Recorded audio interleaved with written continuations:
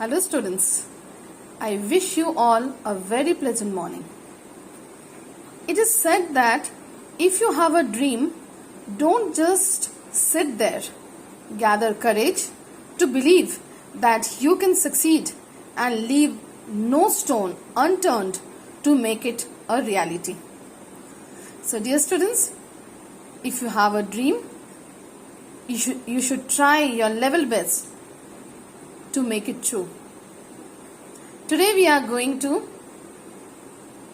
know about the experience of Major HPS Ahluwalia, who was one of the members of the first successful Indian expedition to Mount Everest in 1965. In lesson 5 of your textbook Honeydew, The Summit Within. Major HPS Ahluwalia has made us aware of his feeling after being successful in his expedition to Mount Everest. This is a very interesting chapter, dear students. When you give a reading of it, you will also gain a sort of encouragement and determination for doing something special. So let us go through the chapter.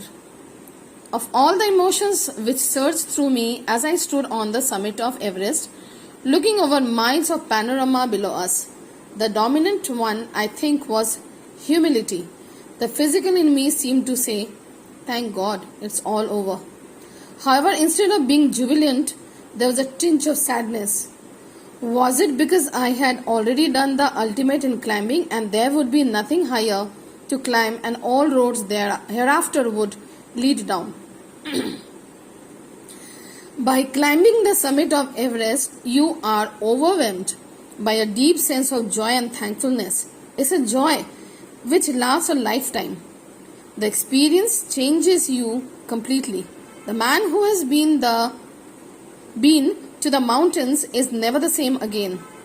As I look back at life after climbing Everest, I cannot keep remarking about the other summit, the summit of the mind, no less formidable and no easier to climb. Now, Mr. Ahluwalia is a different sort of person, and that's why I think the mission was successful. His mission was successful of climbing climbing Everest. So when he has completed his mission, generally we general people used to give a lot of excuses and lot of we will talk about lot of hardships and everything. But Mr. Ahluwalia was happy and as well as sad. He was sad because he started thinking that he has completed his mission and there is nothing left for him to do more. So he was shocked and he was thankful to God that he has completed his mission, and at the same time he was sad because he was very close to mountains. He had a different type of attachment and fascination towards mountains. So he was sad because he had to leave the mountain and he has to come down. And he was, as I told, that he was overwhelmed by joy and thankfulness. Because he thought that this joy which he gained is for his lifetime. And he also thought that after this mission, after completing this mission successfully, he is going to be a different kind of person because he has achieved something great. Here the summit within. Summit means completing a mission to mountains, and summit within means actually HPS Ahluwalia has considered his victory outside and inside both, because he thought that it is the victory of his inner soul also. So that's why it is written the summit within. Even when getting down from the summit, once the physical exhaustion had gone, I began asking myself the question why I had climbed Everest. Why did the act of reaching the summit have such a hold on my imagination? It was already a thing of past, something done yesterday. With every passing day, it would become more remote, and then what would remain? Would my memories fade slowly away? All these thoughts led me to question myself as to why people climb mountains. It is not easy to answer the question. The simplest answer would be, as others have said, because it is there. It presents great difficulties. Man takes delight in overcoming obstacles. The obstacles in climbing a mountain are physical. A climb to the summit means endurance, persistence, and willpower. The demonstration of these physical qualities is no doubt exhilarating, as it was for me also. I have a more personal answer to this question. From my childhood, I have been attracted by mountains. I had been miserable, lost when away from mountains. In the plains, mountains are nature at its best. Their beauty and majesty pose a great challenge. Like many, I believe that mountains are a means of communion with God. Once having granted this, the question remains, why Everest? Because it is the highest, the mightiest, and has defied many previous attempts. It takes the last ounce of one's energy. It is a brutal struggle with rock and ice. Once taken up, it cannot be given up halfway, even when one's life is at stake. The passage back is as difficult as the passage onwards. And then, when the summit is climbed, there is an exhilaration, the joy of having done something, the sense of a battle fought and won. There's a feeling of victory and of happiness. Now, the other things which Ahluwalia has experienced, that he started thinking that once he has completed his mission, after having physical exhaustion, and which all will be gone one day, but then he was thinking that everything will be gone, like physical exhaustion will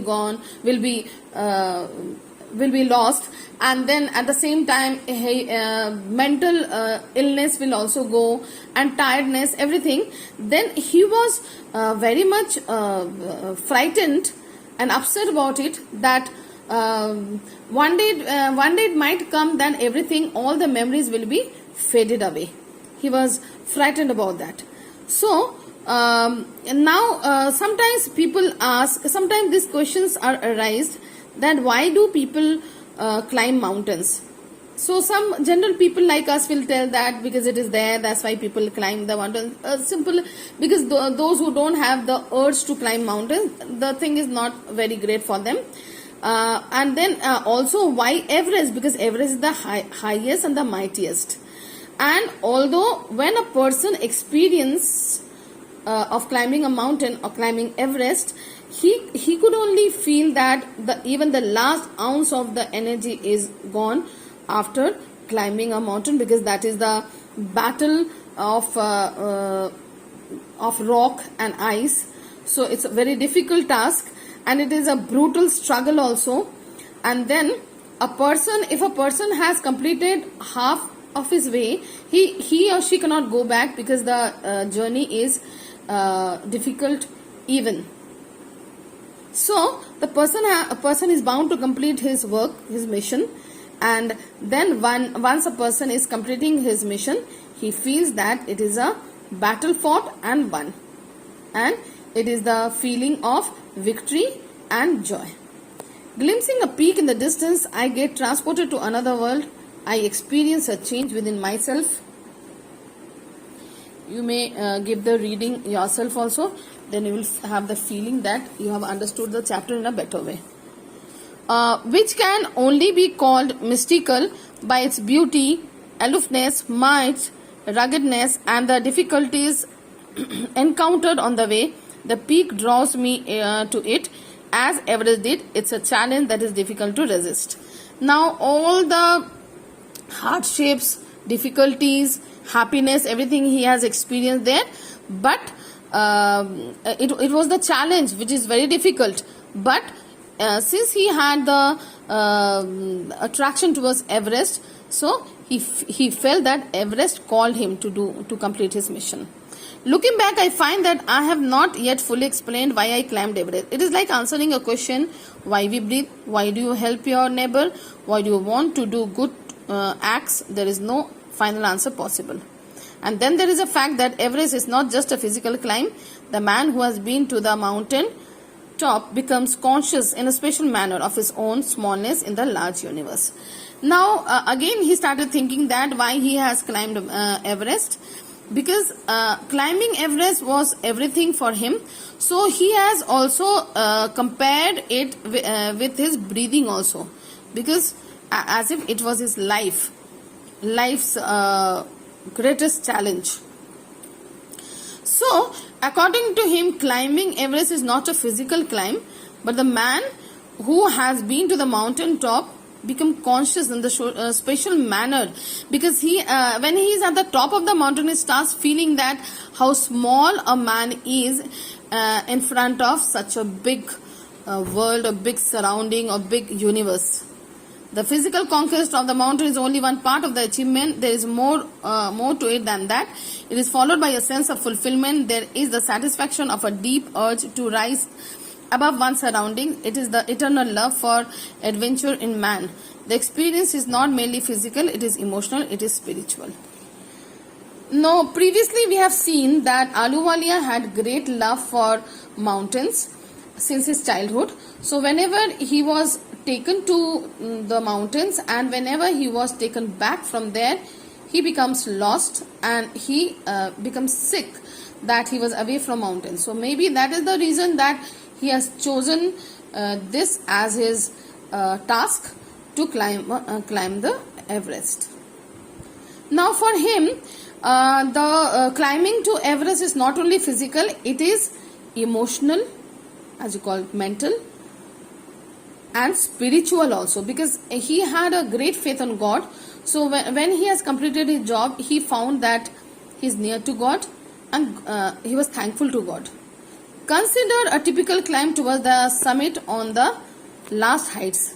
You are sharing a rope with another climber. You form it. It cuts the steps on the hard ice. Then he belays and you inch your way up. The climb is green. You strain every nerve as you take every step. Famous climbers have left records of the help given by others. They have also recorded how they needed just that help, else they might have given up. Breathing is difficult. You curse yourself for having let yourself in for this. You wonder why you ever undertook the ascent. There are moments when you feel like going back. It would be sheer relief to go down instead of up. But almost at once you snap out of that mood. There is something in you that does not let you give up the struggle. And you go on. Your companion keeps up with you. Just another 50 feet or 100 maybe.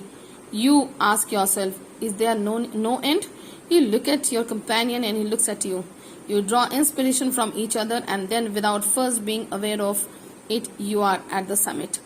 So in this paragraph, Ahluwalia has shared his experience of climbing to the toughest part, that he and his companion shared rope, and with the help of the rope they climbed by breaking the ice and making path for them, and to every step they feel exhausted, and then at one time they used to curse themselves that why have they put themselves into this trouble, and they feel like, he says that you feel like going back, but something was there inside you, and that's why these people are so famous and become a part of history or our GK books, that something was there inside them which has not, the willpower or the determination could say, that had not allowed them to do so, that had not allowed them to go back.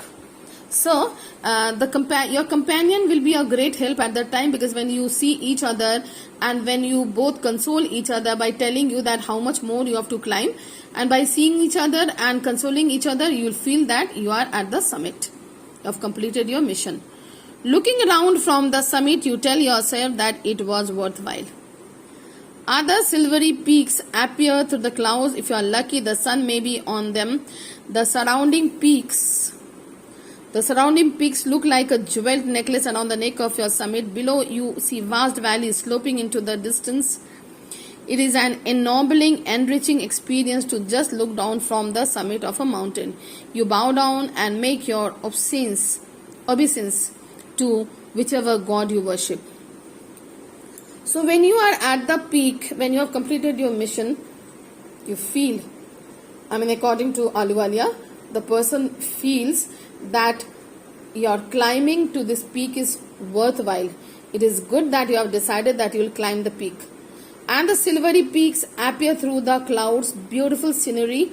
And if the mountaineer is lucky, then the sun rays will be there, and when they will fall on the icy slopes or icy peaks, it will look like that there is a necklace around the neck of the mountain or Everest. Below, when we see below the valleys are sloping the distance. It's a beautiful experience to look down from there. And so the person will bow down and show his respect, thankfulness towards the God which you worship. I left on Everest a picture of Guru Nanak. Rawat left a picture of Goddess Durga. Fu Dorji left a relic of the Buddha.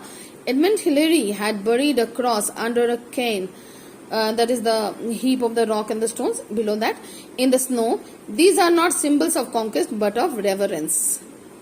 So different people, four people were there. So Ahluwalia was the worshipper of Guru Nanak, so he has left a picture of Guru Nanak. Rawat, his companion, has left the picture of Goddess Durga, was a Hindu. Fu Dorji was the admirer or worshipper of Buddha, so he has left a relic of Buddha. And Edmund Hillary, being a Christian, he has buried a cross under the rocks in the snow. So these are not the symbols that they have completed their mission, just to show their respect to God, because with the blessings of God only they could complete their mission. The experience of having climbed to the summit changes you completely. There is another summit. It is within yourself. It is in your own mind. Each man carries within himself his own mountain peak. He must climb to it to reach to the fuller knowledge of himself. It is fearful and unscalable. It cannot be climbed by anyone else. You yourself have to do it. The physical act of climbing to the summit of a mountain outside is akin to the act of climbing the mountain within. The effects of both the climbs are the same, whether the mountain you climb is physical or emotional and spiritual. The climb will certainly change you. It teaches you much about the world and about yourself. So this is a lesson given by Ahluwalia, that whenever you decide something to do in your life, so everything is difficult in this world, for which you have to work hard. Nothing comes for free. You have to work hard for that. So when you have decided that you will do something in your life, whether it is climbing a mountain or anything else, whether it is emotional, spiritual or physical, you have to be very determined about it, and you have to do it yourself. No one else can do that work for you. So you have to be very determined, and willpower should be there to complete that work. So after completing that climb of your inner soul, because it is very we have noticed this many times in our life that whenever you want to do something in your life, even if you are fully prepared but you are very nervous and you don't have the willpower, then we have experienced that sometimes the easy questions, we write the wrong answers for easy questions, or even if we are knowing the answer, then also we do it wrong. So determination and willpower should be very strong, then only we can achieve our goals. I ventured to think that my experience as an Everester has provided me with the inspiration to face life's ordeal resolutely. Climbing the mountain was a worthwhile experience. The conquest of the internal summit is equally worthwhile. The internal summits are perhaps higher than Everest. Ahluwalia's experienced that after climbing Mount Everest successfully, his life had changed, and he has got a different kind of willpower, grown a different kind of willpower and determination, and it has helped him to take steps in other walks of his life, because different kind of encouragement and positivity has come in his life after his achievement. So again he has said at the end also that internal summit is much more important than climbing an Everest, because if you are not strong from inside, you will not be able to achieve your goal, you will not be able to complete your mission and be successful in your life. This is the end of this chapter. I hope that it will help you to understand the chapter well. Take care of yourself. Thank you.